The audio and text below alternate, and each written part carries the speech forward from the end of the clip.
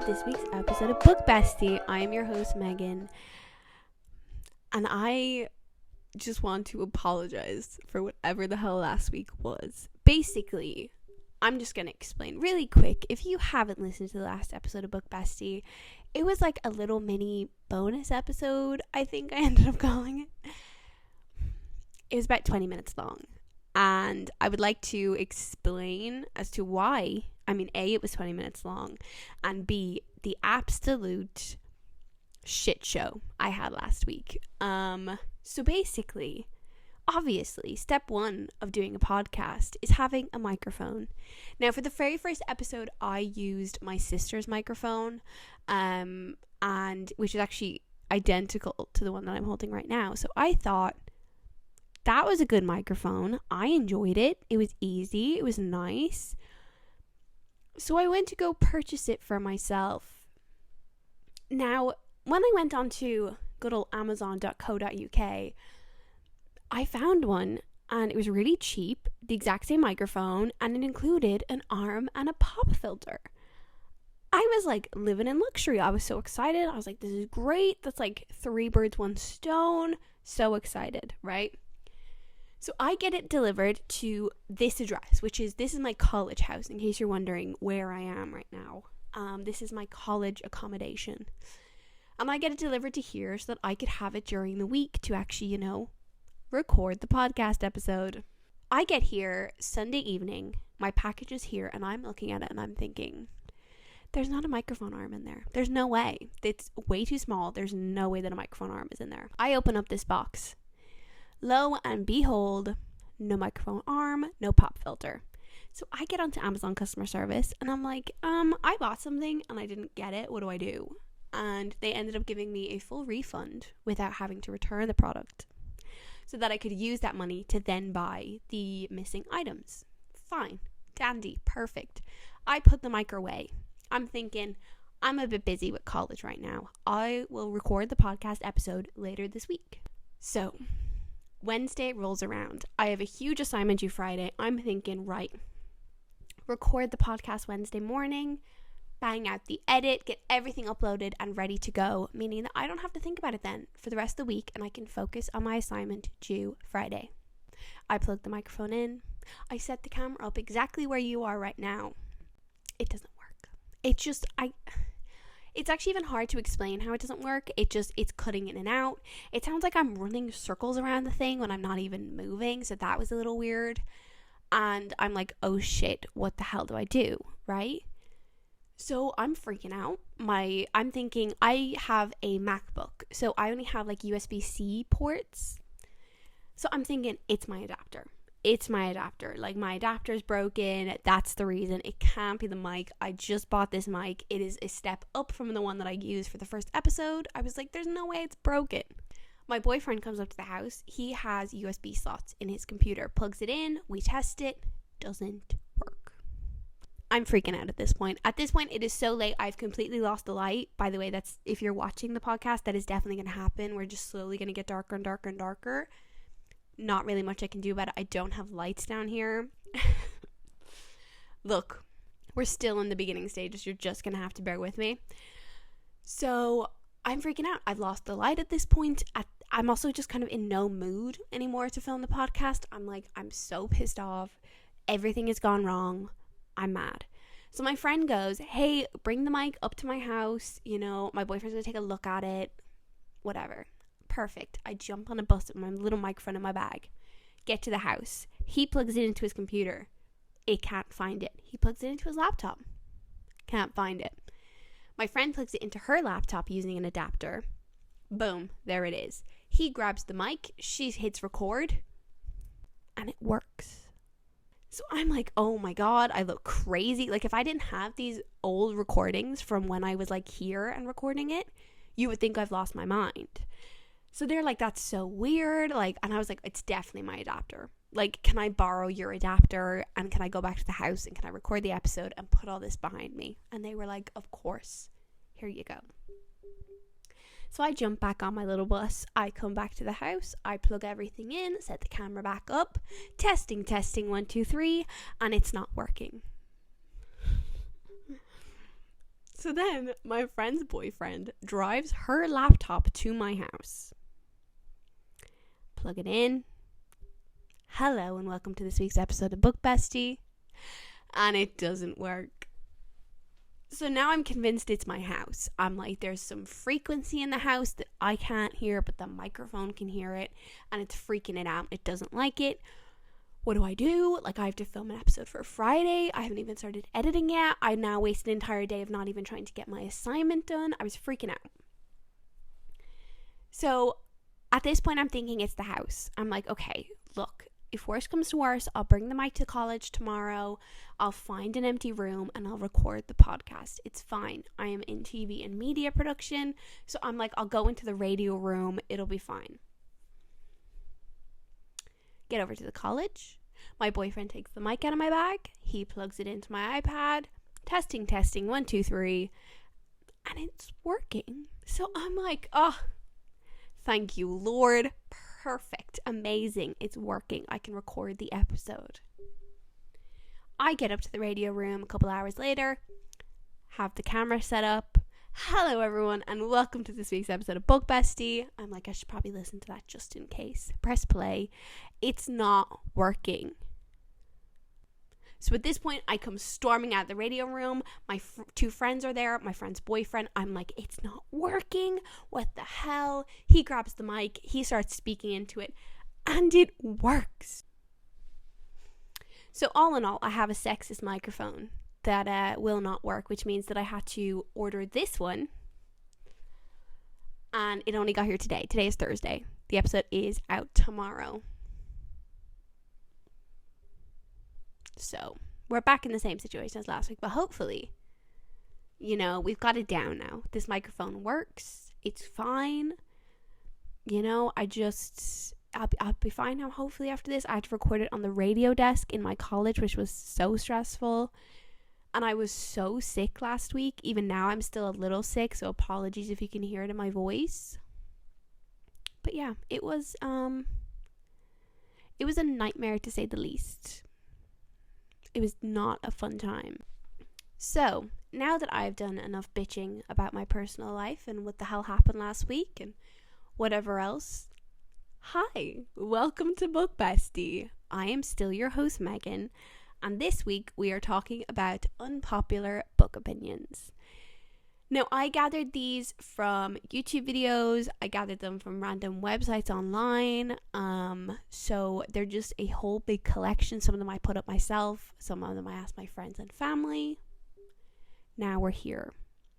I also hope anyone who's watching enjoys the little visual Christmas tree I have in the background. It is as nice as I can make this room look. As I said, it's my college accommodation. We're working with the bare minimum here. So I just hope you appreciate it because I really tried. To be honest, looking into the viewfinder, you can barely see it. So anyone listening, you're not missing much. Don't worry about it. So anyway, let's, for the love of God, get on to what this week's episode is about. Unpopular book opinions. I'm just going to read them out, give my opinion on each of them, and I would love to hear your guys' views as well. So if you want to follow me on @BookBestiePod, or even on TikTok, it's my own personal TikTok, Megan_Jor, and the same on Instagram. So I would love to hear your opinion on them as well. So number one unpopular book opinion that I could find was hardcovers are better. How? I'm not gonna be mean, but genuinely how? I love being all cuddled up in bed reading a book. Hardcovers, you really can't do that. I get maybe getting hardcovers to if you want to make a nice visual shelf, if you want to get the special editions to again display on your shelf, but it would not be the first edition I buy of a book is a hardcover. Even the Fourth Wing and Iron Flame books, impossible. It's so hard to read them and be comfortable because they're huge. I'm lying on my side and the book is breaking my hand as I'm doing so. So personally, I don't agree with that one. I do not think hardcovers are better. I actually don't own a hardcover book. That's crazy. I think I have one pre-ordered, Emily Henry's new book, Funny Story. A Funny Story. Or just Funny Story. I don't remember. But her new book I pre-ordered in a hardcover because it was the only option, and it's also going to be signed. So I was like, mine, thank you. So that'll be the first hardcover book that I own. That's crazy. But yeah, no, I don't love hardcovers. I love visually, like the really pretty ones of like the special editions and everything. But just personally, like first time reading of a book, I would not be going for the hardcovers. So the second book opinion I have is that you have to wait until you're at least 50% into the book to DNF it. I do not agree with this one whatsoever. If you listen to last week's episode, it's a quick 20-minute episode about tips and tricks that I found really helpful when getting back into reading. I had a whole section on DNF, but I just don't agree. I think you can be a couple pages into a book and just know that it's not the vibe right now. DNF, if you don't know, is just did not finish. I don't know. I just don't think, and I also don't think it has to be like definitive. Like I DNF books all the time and I can pick them back up and start them again in a week's time. I just don't think it's all that serious. I don't think you owe it to anybody to get through more than 50% of the book to have to DNF it. Like, I don't know. I feel like with certain books, when you start to read them, you just know that you're not going to get through it. You're not enjoying yourself. So why would you put yourself through that when you could end up being in a book slump? I don't know. I just don't agree with that one at all. I just really think that book slumps are so annoying and so easy to get into if you're pushing yourself through books. So I just think it's so much better to just DNF a book if you don't want to read it at whatever point. You could be like 80% through this book and just still put it down. If you don't want to finish it, don't finish it. Move on, you know? Like you could come back to it at a different time. You don't have to. You could really just know that you're never going to want to know the end of that book, and that's perfectly fine. Or even if you're 50% through a book and you're like, look, I really don't care that much, look up a spoiler vlog and find out what the end is and move on. The next one is actually similar. It's I can't DNF a book. I had the same problem when I started reading, was that I felt bad. Now, who I felt bad for, I'm still not sure. But yeah, I just couldn't DNF a book. I was like, I have to get through it. And again, it put me in so many book slumps, and I didn't even realize at the time that when I was sitting there doing nothing, and in my mind I was like, I should be reading, and then I find 700 other things to do in the meantime, that means that I am in a book slump. And somewhere in the back of my mind, I don't want to read right now. So I just won't, and I'll find any excuse not to. But when I'm reading a book that I am so excited for, I will find time whenever I can to read it. So I then know that it's a book I'm actually enjoying. So yeah, it was definitely something that I struggled with a lot at the start as well, as DNFing. But I don't know, I just don't think DNF has to be as end all be all as some people make it out to seem. You can put a book down, like I put down, God, I talk about this all the time. I should probably pick a new example, but I DNF'd Silver Flames, A Court of Silver Flames.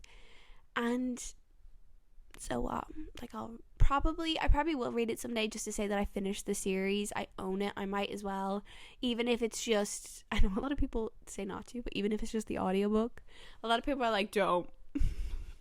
The content of that book, do not audiobook that bitch. Like, just don't do it. But we'll see. I do want to finish it one day, but right now, again, I just don't like Nesta.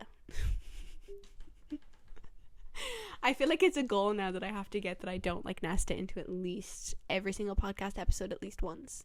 And I feel like I'm doing pretty well with it so far. So the next unpopular book opinion is skimming isn't okay.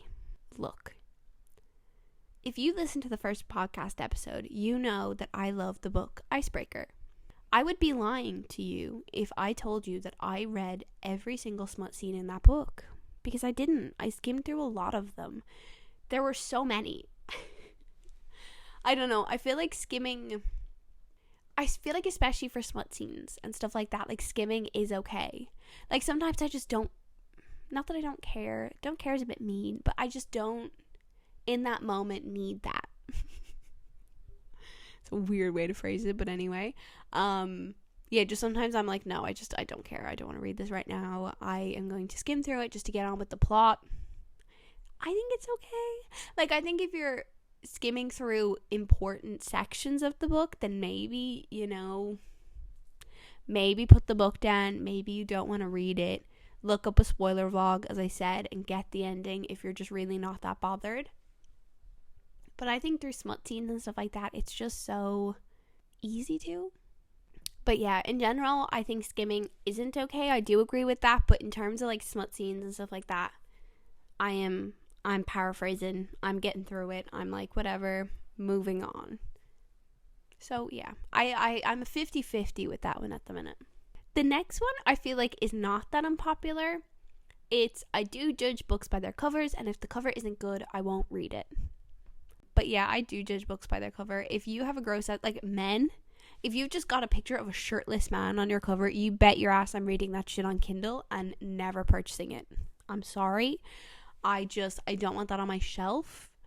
I don't want that in my cute bookshelf. I actually posted a TikTok organizing my bookshelves, and they look adorable. So by absolutely no means am I putting a undressed man on my bookshelf. That's just not happening. Like, if you want to do your covers again, go for it. Then maybe I'll purchase them. But like, I'm sorry, I just like, I love being proved wrong as well. Like, personally, I don't like the Windy City series. I don't like their covers. I just find them a little boring, a little kind of, what am I reading here? It doesn't really give anything whatsoever.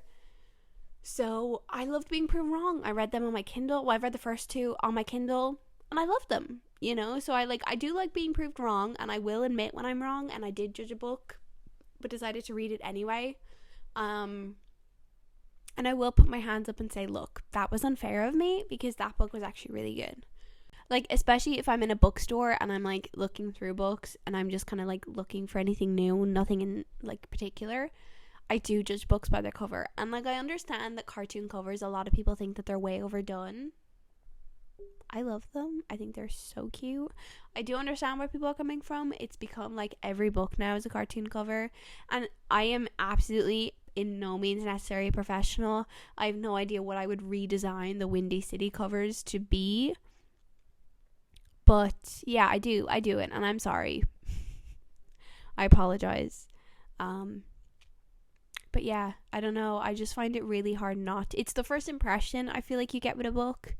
And that's why I kind of do love the whole idea of blind dates with a book, because it gives you such an impartial, is that the word I'm looking for? That could be very wrong. Maybe I should, one second, impartial. That is not how you spell impartial. Oh, impartial. Treating all rivals. Yes, okay, perfect. That is what I was looking for. It gives you a very impartial view of the book. It just gives you the bare bones description and nothing else. And you just go from there. If you don't want to read it, you're not going to read it. If you do, then you've given it a fair shot. So the next point is, I prefer reading on a Kindle. I don't think that's unpopular. Well, I hope it's not, because I love reading on my Kindle. I find it so much easier to get through a book because I'm not like physically holding the rest that I have left. It's just, I like turning off like the little, you know, like you can tap the bottom left corner and it'll show you like your percentage through the book or what page you're on or whatever. I usually have that off because I like just reading. I'm just sitting there and getting through a book, and then the next thing you know, I turn the page and I'm like, oh shit, it's over. I just find that way more enjoyable personally. And again, as I said earlier, like, I'm a person that I like to get all comfy cozy, have my book, have my tea, whatever. And it's just way easier with the Kindle. Like, you just get to sit there. And I'm sorry, but those people on like TikTok who have like the arm and the auto clicker, it will be me one day. I can almost guarantee it. I don't know. I just love my Kindle. I got my Kindle for Christmas last year, so I've only just had it almost a year, and I have absolutely no issues with it. The battery life is incredible. The books are cheaper on it as well, which helps at the minute. You know, I'm in college and stuff, so I just can't. I mean, I still do, but I shouldn't be. But I can't just like purchase every book that I want to read, so it is nicer to get on Kindle. And then also, I find that I read a lot more indie books on Kindle. I just find it easier to kind of find them than having to, either find them in a bookshop, and most of the time they don't have them or whatever, ordering it online and whatever. So yeah, I honestly love my Kindle. I think everyone should give reading on their Kindle a chance. Even the Kindle Unlimited app on your phone or on a tablet or computer or whatever, I would honestly recommend it. I think it's so easy. And then also there was a point where I was reading, I think it was Fourth Wing last year, and I read that on my Kindle, and I was in college and I was like reading it on my phone. It's just so easy. It's like having the book everywhere with you without actually having to bring the book anywhere. It's great. I personally love my Kindle. I'm with you on that one. The next one, when I found it, I was actually really shocked because I didn't even know this was a thing. But reading on a Kindle or screen doesn't count? How? Like, I am reading the exact same book that you are. Just because you're holding it doesn't mean that I didn't read it. That one really shocked me. I was like, what the hell? How is that even real? How is that an actual book opinion? But again, I feel like, as I mentioned last week as well, if you listen to last week's episode, if reading on your Kindle is the only option that you have, guess what? We can still have the same conversation if I'm sitting there holding the physical copy and you're reading it on your phone. I can still say to you, oh my God, I can't believe he said that to her. And you'll go, oh my God, I know. We can still have a conversation about the book. You still read the book. I don't understand how that is even how you would justify an opinion like that. If that is your opinion, please let me know. I would love to hear why or how. But personally, I think it does count. You're reading. End of. Doesn't matter where you're doing it. Doesn't matter how you get it done. You're reading. So the next one is dog earing a book is fine. 100%. As long as it's your book. If I lend you a book and I get it back and I can tell every time you put the book down, I'm gonna be mad. I will be mad. I'm sorry. But don't do that to someone else's property. If it's your property and you bought it or you were gifted it, it's yours. Do with it as you please. If it's someone else's, or if it's like borrowing off a library, please don't. Just shove a receipt in there, anything around you. Anything can be a bookmark if you believe. That is my personal belief system. And it honestly kind of notes into the second one, which is annotating serves no purpose and makes rereading books undoable. If you want to annotate, do it. I personally like to annotate, but not like seriously. It's more so I read really fast, and reading and annotating at the same time, even if I'm just having a pen in my hand and I'm scribbling little thoughts, scribbling little notes, kind of highlighting things, it makes me slow down and kind of take in more what I'm reading. It's one of the slight downfalls on my Kindle is that I read incredibly fast, so sometimes I'm not fully absorbing what I'm actually reading. So personally, to me, annotating is great. I love doing it. I love slowing down and writing little notes. Like my Magnolia Parks, all those books, destroyed. And I love that about them. They're so just visibly red, if that makes any sense. I've got like tabs coming out of them. There's random scribbles. There's random fuck you written in the margin. It's specifically, most of the time, BJ. And yeah, I don't know. I just think that if it's your book and you want to annotate it, do it. Why not? It's something that you then have almost like a little time capsule of exactly what you were thinking in that moment. And I do understand the points of it makes rereading books undoable. I wouldn't say undoable. I'd say that's a little far. I'd say that sometimes it can be like a little bit distracting, but personally I find it quite fun. And I think it's so cute when you see online when people like do book swaps and they annotate the books for each other. I think that's adorable. And it's such a look into someone's brain when they're reading something, and I think that's so cool. Next point does rope back into it, which is I don't like annotating, which again, perfectly fine. If you don't want to scribble all over your books, that's fine. If you want to draw a pretty picture halfway through your book, do it. Why not? As long as it is your property or you were gifted it. Personally, I like annotating. It's something that I enjoy doing, as I said, just it kind of slows me down, and I like having the points that I can go back to and kind of be like, oh my God, this part sucked and I was so sad and it made me cry. But yeah, I completely understand as well people's opinion when they don't like doing it.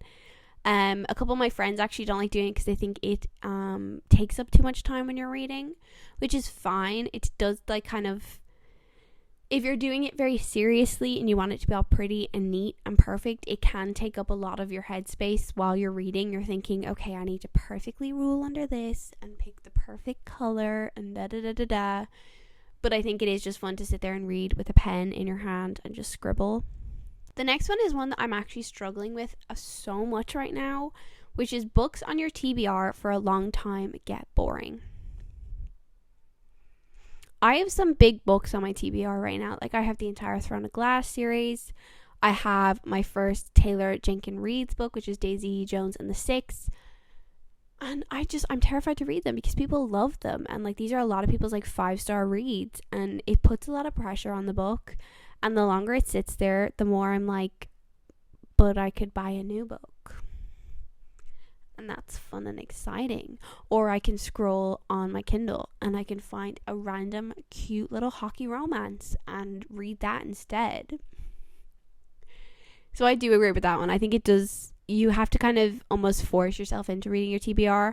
And to be honest, 9 times out of 10 when I do that and I force myself into reading it, I don't regret it. I'm so happy I did it. Like ACOTAR for me was personally one of those ones that was sitting on my TBR for so long, and I was like, oh, I just can't, like I can't read that. It's so much pressure. Everybody loves this book. Like if I don't like it, my sister loves A Court of Thorns and Roses. So I was like, oh my god, you know, if I don't like it, what do I do? But I'm so happy that I did force myself into reading it because it was amazing and I loved it. So I definitely understand the perspective of them getting boring. And it does take a little bit more of that kind of willpower to really want to sit down and read it. So yeah, I agree with that one. I don't think that one's too out there. The next one, personally, is I feel like a jab at me after, again, that TikTok I posted, organizing my bookshelves. I don't like organizing my shelves by color. Now, if you watched my TikTok, I did organize one of my shelves by color. They are all of my standalones that I have, regardless of genre. It's just all the standalones I own. And I did them by color, and I love how it looks. And I understand why people don't. That's fine. I don't like everything organized by color. I like having series together, and then whatever's left, I like organizing by color. So I do, again, slightly get where people are coming from, but I just think it looks adorable. I love it, especially when I have a book that matches every color of the rainbow. It makes me so happy, and I get to like put them all together and looks adorable. But I think bookshelves are completely personal in how you organize them. I think I watched Steph Bower's video, and she organized them like all sorts of different jiggledy-piggledy ways, and it looked so cute. I think there's a way that you can do that it does look cute, and there's a way that you can do it that it just looks like a mess. But that is, again, my personal opinion, and whatever way you want to organize your bookshelves that works for you, works for you. Done and done. This next one as well feels like a personal attack. Enemies to lovers gets boring. How? Like, again, this is coming from the girl that will read every single hockey romance and mafia romance, even though they are all identical to each other. I don't think it just get boring. I love enemies to lover, especially in a fantasy when there's actual, like, enemies about to kill each other kind of enemy vibe. I don't know. I don't think it just get boring. But again, saying it once and I will say it 700 million other times, reading is so unbelievably personal, and it's only when you're reading kind of book opinions like this and you agree with some and you disagree with others, you realize just how damn personal reading is. This is just for fun as well. I probably should have put this at the start, but this is just for fun. If you agree with these opinions, if you don't agree with them, we can still be book besties. There is absolutely no harm in it whatsoever. I mean, no ill intent. This is just for fun. But yeah, I don't know. Personally, I love enemies to lovers. I don't think it could ever get boring for me. I do dislike when it's in like a fluffy romance book and they're like enemies to lovers. And I'm like, you guys just like slightly hated each other, but like you weren't enemies. Don't stretch it. You guys went from like acquaintance. You guys went from like acquaintances to lovers. It's a little less than enemies. You weren't about to kill each other. But whatever, I'll let it slide. The next one, I feel so incredibly deeply. People are too hard on books they don't like. Yeah. TikTok, honestly, is a scary place sometimes. It's like, I see people posting like, oh my god, I love this book so much. And everyone in the comments is like, how on earth do you call yourself a reader? This book is shit. This book is awful. Like, I'm sorry. Sometimes I do pick up a book that I know for a fact on Goodreads it got like 1 star. And I'm going to sit there and I'm going to have a good time reading it. And I don't care that it's not going to change the literary world forever. I'm having a good time. And it's cute and it's fluffy and I don't care. People are way too hard on the books they don't like. Reading, again, oh my god, I feel like I'm a broken record. Reading is so goddamn personal. It is so incredibly personal to you and only you. If you like shitty books, you like shitty books. And again, shitty books could mean to you something completely different than it means to me. And that's fine. Why is my voice going higher and higher? I don't know. I just feel like so passionate about this, especially TikTok. TikTok just gets so incredibly mean about books that they don't like. And they get nasty about it. And there's no need. If you don't like a book, guess what? Rate it, move on. You don't need to sit there and make like 70 shit talking posts about it. No one cares. Like, guess what? It's not the end of the world that you loved a book that somebody else didn't like. That is your personal opinion, and you own your personal opinion, and screw everybody else because they don't matter. Go bestie. I'm your book bestie, and I will stand for you in your corner to let you know that whatever your opinion is your opinion. And it matters to you and only you, nobody else. Don't shit talk books. I feel so bad for authors that have to go on TikTok and see their books be absolutely destroyed by somebody who just didn't like 2 plot points and decide to make it their entire personality. I'm sorry. I said it. I'll say it again. Drop the mic. So yeah, that is my personal opinion on people who are too hard on books they don't like. It's mean. There's no need. These authors are just trying to make a living. Unless they did something that is very hateful and rude, then I'm sorry. If I don't like your book, I'm gonna just move on with my life. You don't need to know about it. If I don't have constructive criticism for you, don't listen to me. Ignore me. I don't matter to you. Move on.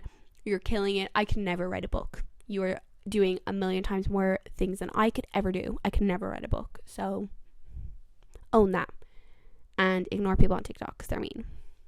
On to a lighter note.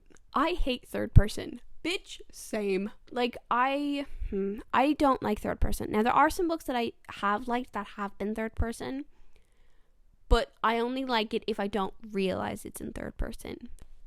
Third person to me makes me feel like I'm standing like 20 feet away from where the book is happening, and I don't like that. I like feeling like I'm a part of it. I'm right smack bang in the middle of it. So I think it takes a very specific author for me to like third person. Now, there's some people who like anything. What? There are certain people who enjoy nothing but third person. There we go. That was the sentence I meant to get out in the first place. But yeah, and that's great. Awesome. I personally don't love it. It's not my fave. Again, I'll read it if I don't realize it's third person. I'll finish the book and I'll go, God damn, that was in third person the entire time and I didn't even realize. And that's great because then it means that your book was so incredible I didn't even realize. Pat on the back. Go you. Next point is characters are more important than the plot. I kind of agree. If I don't like the characters, they could be going through a war and I just won't care. I'll be like, whatevs. If you die, sorry. Jesus Christ. Sorry, that got a little mean. I'm sorry. But characters are way more important than the plot. If you don't have lovable characters, I am afraid I've tuned out. It's happened. I'm really sorry, but it's happened. That's why, personally, I love Magnolia Parks. Slide just a little insert of Magnolia Parks into another podcast episode. Because the characters are just so batshit crazy, and I love them. And to be honest, the plot is nothing revolutionary. The plot isn't going to change people's lives, but I enjoy it. So yeah, I love characters more than I love the plot. 9 times out of 10. Characters are usually what I remember. I find it quite hard to remember plots of books. It's a very bad habit of mine, but I will remember characters, and then that usually jogs my memory about a book. But if I don't remember the characters, it's very unlikely I'll remember the book, which is sad, but I'm really sorry, but it happens. I don't have a great memory, so it's kind of what happens for me personally.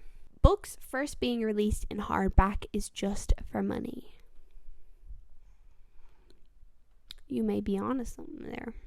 I'm just saying. I don't know. I don't feel like there's any need to like drop a hardback and then a year later drop a paperback.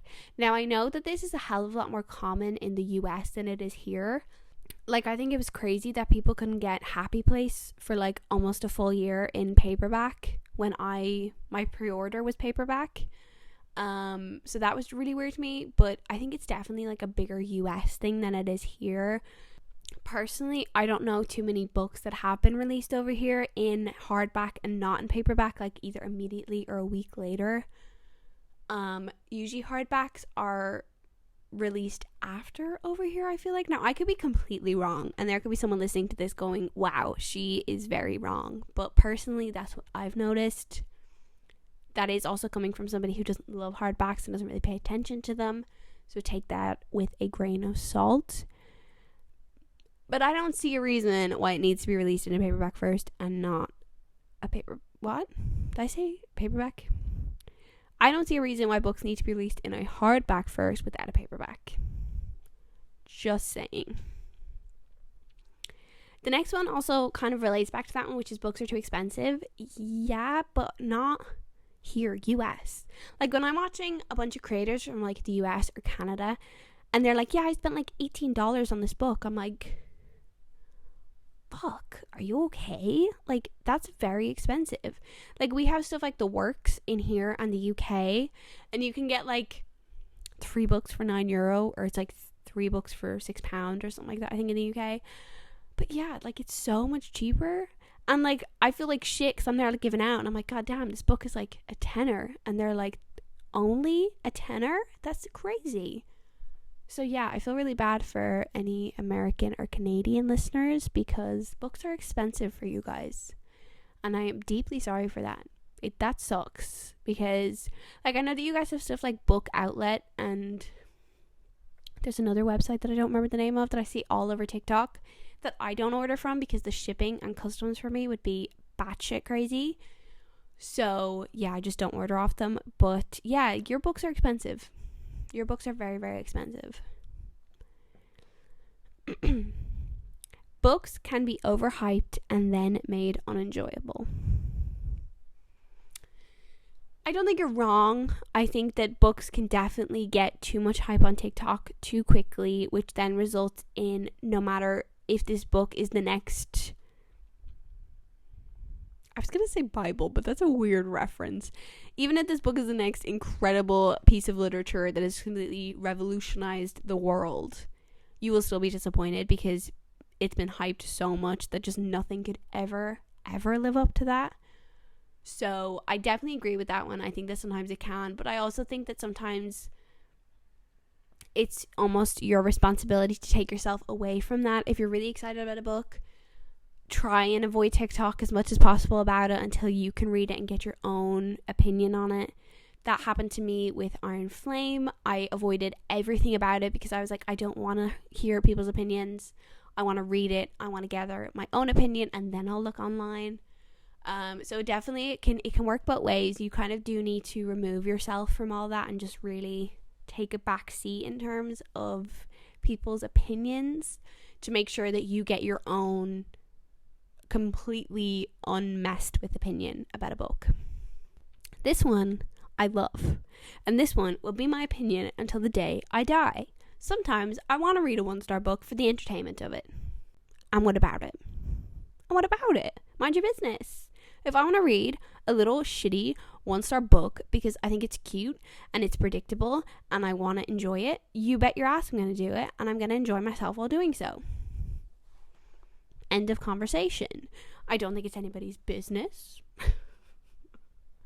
Mind your business and let me enjoy my little quirky 1-star book that I'm realistically also going to give probably a star or 2, but I'm going to have a good time reading it, and that's all that matters because it's fun.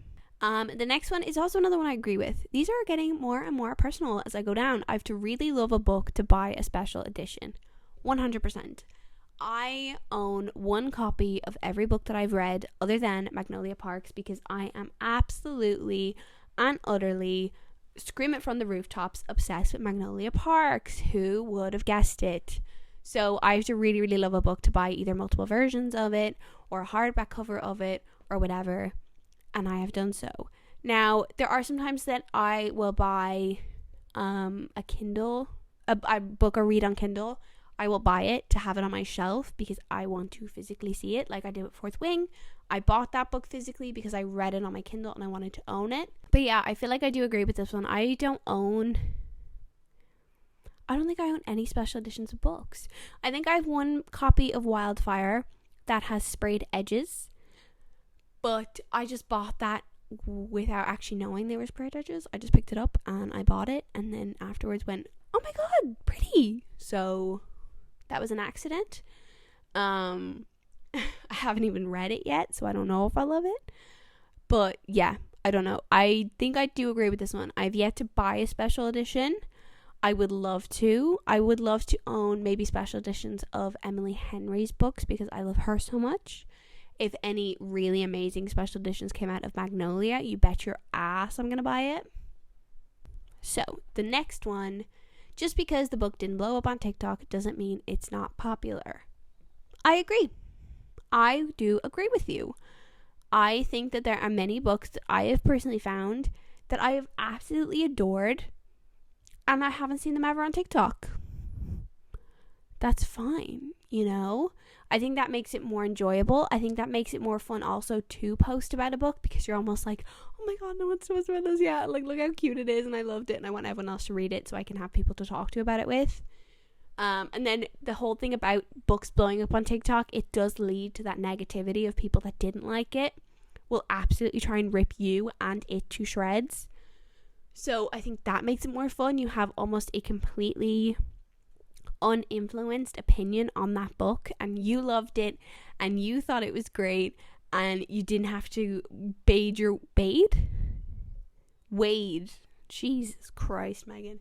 You didn't have to wade your way through all these different opinions and rude comments and shit to actually get to your own opinion of the book. This last one, I left it to last. And I feel like I've touched on it already. But some parts of book talk are so toxic. Listen to that again. Because it's true. Some parts, now I have been very fortunate that any video that I have posted has not ended up on that toxic side of book talk. I have remained on a nice, good side of book talk that has been nothing but love and kindness. But yeah, that's scary. Like, posting shit online in general, knowing that there is that side of book talk that can just absolutely eat you alive, is kind of scary. I'm not gonna lie. Like, it's definitely something that I'm hoping as the podcast grows and my TikTok grows, which I'm obviously praying happens. But as that happens, I am a little scared that it's gonna end up on the wrong side of book talk. Now, personally, I don't know what I'm going to do in that situation. I am hoping that, you know, I will rise and be the bigger person. But people get personal on book talk and people get mean for no reason. And they also get strangely sexual to strangers, which is something that happened this week on book talk, which is a bunch of random women almost sexually harassed I think he was under the age of 18. Now don't quote me on that because I could be wrong, but I'm pretty sure I saw somewhere that he was a minor, and that's uncomfortable and gives book talk a really bad name. We don't associate with those people here. Those people are not welcome here. I'm sorry, but it's just not the community I'd like to grow here. So, but yeah, definitely, I 100% agree with that one. I don't think it's unpopular at all. I think it is just fact at this point. And it's not just book talk. I feel like with every community, there's always that toxic side of it somewhere on the internet. And even if you never experience it for yourself, you just always know it's there. But yeah, I think they are all the book opinions that I have for this episode. Now, this episode is going to be a long one. I'm looking at the recording and it's about an hour. Now, once I cut out all my mess ups and my ums and uhs and whatevers, it'll probably still be about 50 minutes, which is going to be the longest Book Bestie episode yet, which is kind of exciting. There we go. There's another one I got to cut out. There's another couple seconds off the total. But yeah, thank you so incredibly much for listening. I had a little hiccup with the website I was hosting Book Bestie with, which was RSS. So I did have to delete the old podcast. Now, the links in my bio on my Instagram are all updated and all the new ones. So if you did listen to the first episode before, if you wouldn't mind giving it a quick breeze through again, I would really, really appreciate it, because deleting the original one meant that I did delete all of the viewers on it, which sucked a lot, and I'm still waiting for it to disappear. Apparently it can take like weeks or something. I'm gonna try get in contact with Spotify and Apple podcast support and stuff and try get it a bit quicker, because I feel like it's gonna get a bit confusing. But the current Book Bestie on Spotify and Apple Podcast will be under the username Megan_Jor. Just to put it out there. It is the one with 2 and will now be 3 episodes versus the one that has 1 episode, the very first one. But yeah, I really hope you continue to listen and support the podcast. As I said, the Instagram is at Book Bestie Pod. The Instagram and TikTok is Megan_Jor. And in my Instagram bio is all the links that you need to get to the podcast on YouTube or Spotify or Apple Podcasts. So yeah, I really appreciate it. Thank you so much for listening. Thank you so much for taking 50 minutes out of your day to pop this on and listen to me shit talk. I really, really appreciate it. You have no idea.